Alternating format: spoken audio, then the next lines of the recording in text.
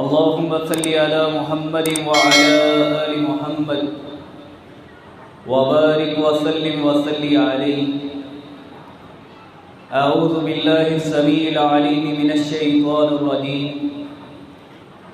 بسم الله الرحمن الرحيم.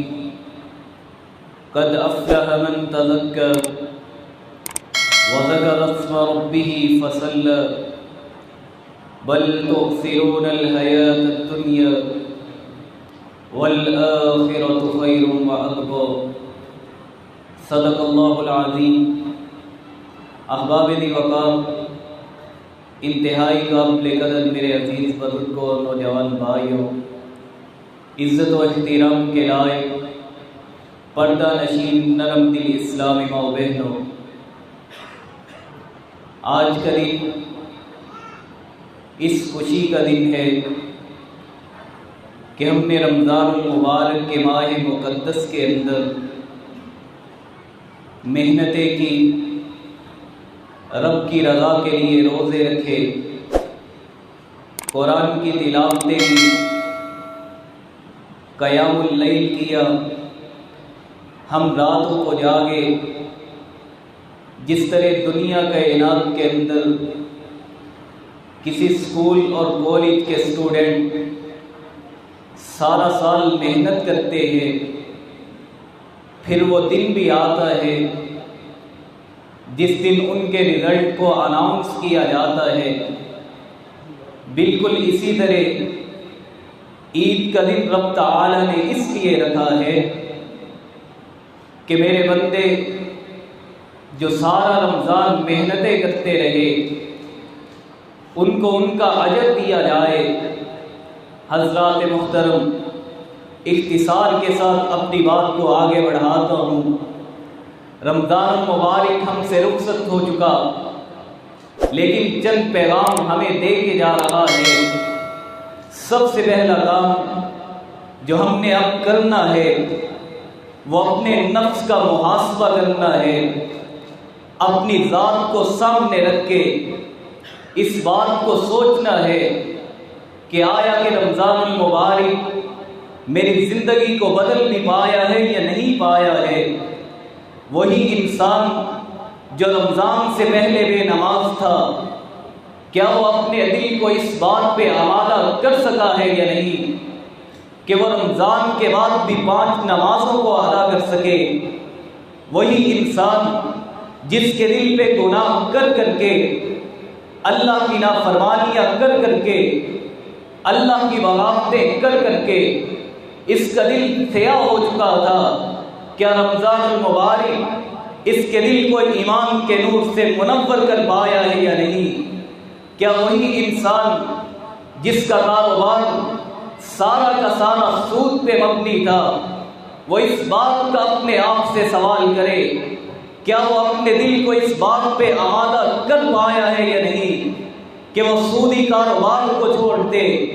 کیا اس کا دل جو گناہوں کے اندر لگتا تھا وہ اس بات کی طرف مائل ہوا ہے یا نہیں کہ وہ رب تعالیٰ کی فرما برداریوں میں لگ جائے؟ اگر تو جواب ہاں میں آتا ہے پھر خوش ہو جائیں. آپ کا رمضان وہ رمضان تھا جس نے آپ کی زندگی کو بدل کے رکھ دیا. لیکن اگر جواب نہیں میں ہے پھر فکر کرنے کی ضرورت ہے، پھر سوچنے کی ضرورت ہے کہ ہمارا رمضان ویسے ہی گزر گیا. ہمارے اسلاف کہا کرتے تھے کہ ایسا انسان جس کا رمضان 1 ماہ کا ہوتا ہے اس کی عید 1 دن کی ہوتی ہے، اور جس کا رمضان ساری زندگی کا ہوتا ہے اس کی عید بھی ساری زندگی کی ہوتی ہے. جناب علی المرتضی رضی اللہ تعالی عنہ ارشاد فرماتے ہیں، انما هو عید، عید تو ایسے انسان کی ہے لمن قبل صیامہ، جس کے روزوں کو قبول کر لیا جائے، وشکر قیامہ، اس کی نمازوں کو، اس کی تہجدوں کو، اس کے قیام اللیل کو، اس کے نماز تراویح کو رب تعالی منظور فرما لیں. وَكُلِّ يَوْمٍ لَا يُعْصَى اللَّهَ، ہر وہ دن جس دن وہ اپنے آپ کو اللہ کی نافرمانی سے بچا لیتا ہے، اللہ کی نافرمانی سے اپنے آپ کو روک لیتا ہے، فَهُوَ عِيدٌ، تو اس کے لیے وہ دن عید ہوا کرتا ہے۔ حضرات محترم، ہم عید کسے سمجھتے ہیں؟ ہم سمجھتے ہیں اچھے لباس کو پہن لینا، اس کا نام عید ہے۔ مختلف کھانے بنا لینا، اس کا نام عید ہے۔ مختلف گاڑیوں میں سفر کر کے عید گاہ میں پہنچنا، اس کا نام عید ہے۔ نہیں، عید تو یہ ہے کہ ہمارے دل کے اندر اللہ کا خوف کتنا پیدا ہوا ہے۔ عید تو اس چیز کا نام ہے کہ ہم نے توبہ کی اور اپنی توبہ پہ کتنے قائم رہے ہیں۔ عید تو اس چیز کا نام ہے ہم نے آخرت کے لیے کیا تیاریاں کر رکھی ہیں۔ حضرات محترم، دوسرا کام جو ہم نے رمضان المبارک کے رخصت ہونے کے بعد کرنا ہے، وہ اپنی نیکیوں کو سنبھال کے رکھنا ہے۔ کیا خیال ہے ایسے انسان کے بارے میں؟ ایک تو وہ انسان ہے جو محنت کرتا ہی نہیں ہے، جو کام کرتا ہی نہیں ہے۔ ہم سمجھتے ہیں وہ انسان خسارے میں ہے، وہ نقصان میں ہے، لیکن ایک وہ انسان ہے جو محنت بھی کرتا ہے، مشقتیں بھی اٹھاتا ہے، لیکن اپنے کاروبار سے حاصل ہونے والے نفع کو حرام کاموں کے اندر، عیاشی کے اندر، فحاشی کے اندر برباد کر لیتا ہے۔ ہم اصل نقصان والا، اصل خسارے والا اسے سمجھتے ہیں جس کی دولت نہ اس کے والدین کے کام آتی ہے، نہ اس کی اولاد کے کام آتی ہے۔ بالکل اسی طرح ایسا انسان جو رمضان میں تو نیکیاں کر لیتا ہے، جو رمضان کے اندر اپنے آپ کو رب تعالیٰ کا فرما بردار بنا لیتا ہے، لیکن رمضان رخصت ہوتا ہے اس کی حالت پھر وہی رہتی ہے۔ اللہ کے پیغمبر ارشاد فرماتے ہیں کہ ایسا انسان رب کے دربار میں آئے گا، یہ اپنی طرف سے سمجھے گا میں نے بڑے روزے رکھے، میں نے بہت نمازیں پڑھی، میں نے بڑا صدقہ خیرات دیا، لیکن رب تعالیٰ کے دربار کے اندر جب یہ جائے گا اسے پتہ چلے گا یہ نماز بھی پڑھتا تھا، گالیاں بھی دیتا تھا، نیکیاں ختم ہو جائیں گی۔ پتہ چلے گا روزہ بھی رکھتا تھا، اس کے ساتھ فراڈ بھی کرتا تھا، نیکیاں ختم ہو جائے گی۔ پتہ چلے گا ایک انسان قیام اللیل بھی کرتا تھا، لیکن اس کے ساتھ ساتھ اس کی زبان سے لوگوں کی عزتیں محفوظ نہیں تھی، نیکیاں ختم ہو جائے گی۔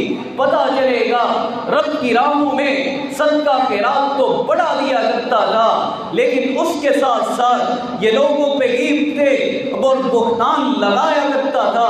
پتہ چلے گا نیکیاں ختم ہو جائے گی۔ کائنات کے پیغمبر کہتے ہیں ثم تُرِیَ فِی النَّارِ، ایسے حاجی انسان کو، ایسے متقی اور پرہیزگار انسان کو جو نیکیاں بھی کرتا تھا لیکن اپنی نیکیوں کو سنبھال کے نہیں رکھتا تھا، کل قیامت کے دن رب تعالیٰ کے فرشتے اسے گھسیٹ کے جہنم کے اندر داخل فرمائیں گے۔